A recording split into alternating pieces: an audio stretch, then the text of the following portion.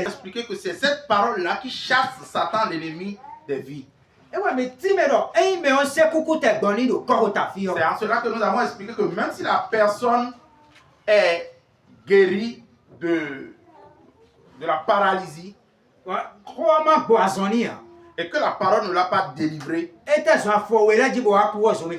même s'il marche avec les deux pieds, il meurt, c'est en enfer dans la géhenne qu'il va finir parce qu'il est toujours dans la sueur.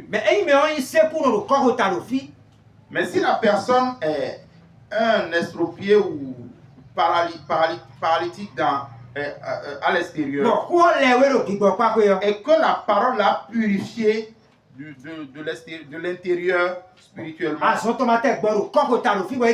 et que sa maladie n'est pas physiquement guérie, et s'il meurt, il entrera dans le royaume de Dieu parce que c'est un saint. Parce que derrière la mort, il n'y a plus de paralysie. La maladie n'est plus après la mort. C'est en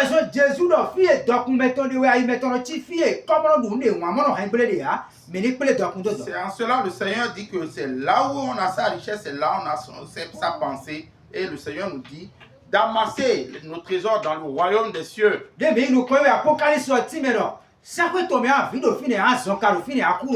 Évoluant, nous voyons qu'en Apocalypse, il est dit que dans le royaume de Dieu, de son Fils Jésus-Christ, que là-bas, il n'y a ni de pleurs, ni de grincement de dents, ni de malheur. Si la personne croit en la parole de Christ et est saint spirituellement, même si sa chair est détruite après la mort, il n'aura plus de cette infirmité sur lui. La seule chose que nous devons rechercher est là où la parole vraie, la parole authentique du Christ est assise. C'est en cela que l'apôtre Paul dit que si quelqu'un vient vous prêcher une parole contraire à ce qu'ils ont déjà prêché, que la personne soit anathème maudit. C'est en cela qu'il est parlé d'ici de l'évangile du salut en Jésus-Christ.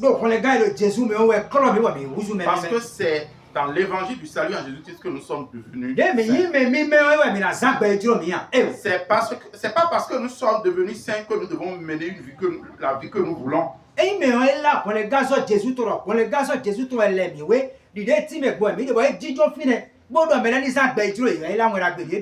la personne prêche il prêche l'évangile de Jésus-Christ tel que nous prêchons, mais